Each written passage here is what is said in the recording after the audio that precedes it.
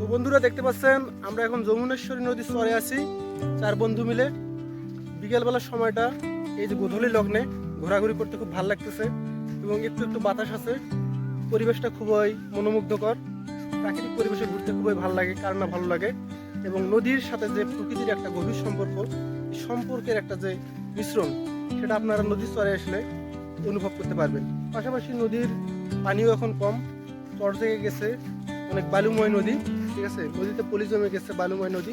এই নদীতে আমরা বন্ধু আসছি 4 জন। যে ক্যামেরাম্যান দেখতেছেন আমাদের শহীদ। শহীদ কিছু একটু বলো। শহীদ কিছু একটু বলো।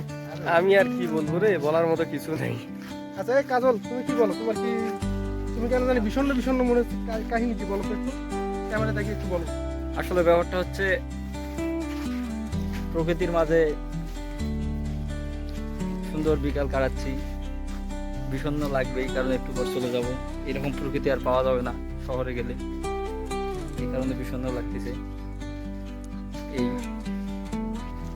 এনাহিত কিছু বলো, তোমার অপেক্ষা। আপনার অনুভূতিটা বলেন স্যার।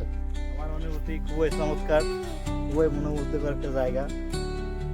এখানে আসছি, এনজয় করতেছি গ্রামের একদম প্রাকৃতিক দৃশ্য। হামাই যাব, গ্রামে হামাই গেলাম। একদম গ্রামের মধ্যে হামাই গেছি, নদীতে পানি নাই, তবুও ভালো লাগতেছে আর কি।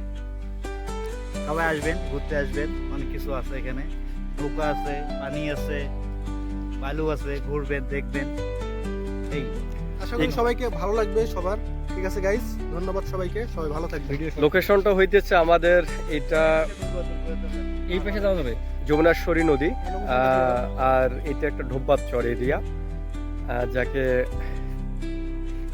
যার নামকরণ করা হচ্ছে ঢোব্বাত থেকে ঢোব্বাত চর। আপনারা আসবেন, উপভোগ করবেন। বালুমার জায়গাটা আসলে অন্যরকম, ফিলিংস নেবেন।